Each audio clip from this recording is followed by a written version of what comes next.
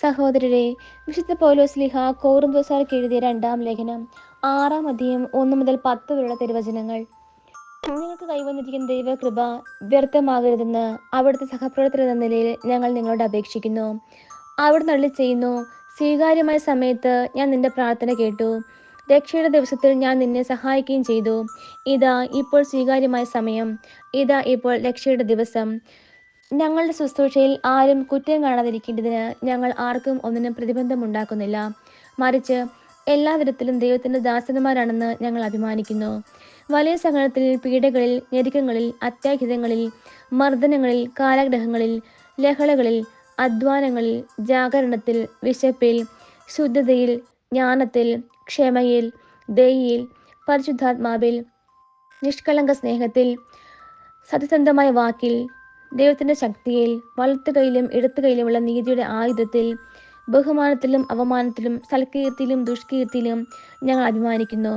വഞ്ചകരെ പോലെ ഞങ്ങൾ കരുതപ്പെടുന്നു, എങ്കിലും ഞങ്ങൾ സത്യസന്ധരാണ്.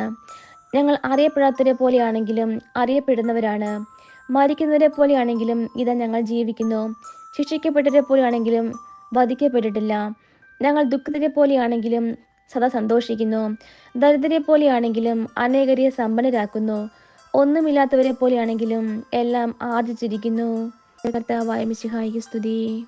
സഹോദരരെ, വിശുദ്ധ ലൂക്ക എഴുതിയ സുവിശേഷം 10-ാം അധ്യായം 1 മുതൽ 12 വരെയുള്ള തിരുവചനങ്ങൾ.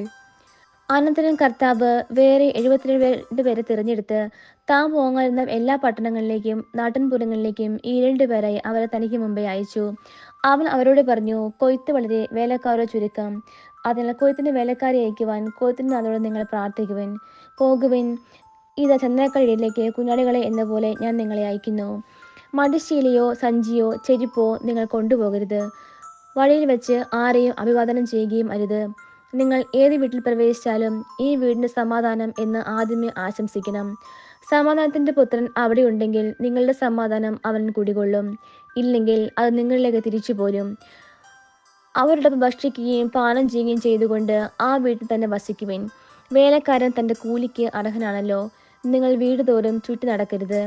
ഏതെങ്കിലും നഗരത്തിൽ നിങ്ങൾ പ്രവേശിക്കുകയും അവർ നിങ്ങളെ സ്വീകരിക്കുകയും ചെയ്യുമ്പോൾ നിങ്ങൾക്ക് വിളമ്പുന്നത് ഭക്ഷിക്കുവിൻ. അവിടെയുള്ള രോഗികളെ സുഖപ്പെടുത്തുവിൻ.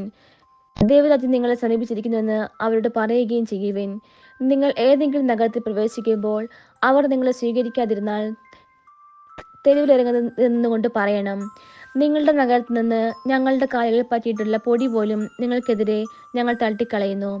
എന്നാൽ ദൈവരാജ്യം സമീപിച്ചിരിക്കുന്നുവെന്ന് നിങ്ങൾ അറിഞ്ഞുകൊള്ളുവിൻ. ഞാൻ നിങ്ങളോട് പറയുന്നു, ആ ദിവസം സോദോമിന്റെ സ്ഥിതി ഈ നഗരത്തിലേതിനേക്കാൾ സഹനീയമായിരിക്കും. നമ്മുടെ കർത്താവായ മിശിഹായ്ക്ക് സ്തുതി.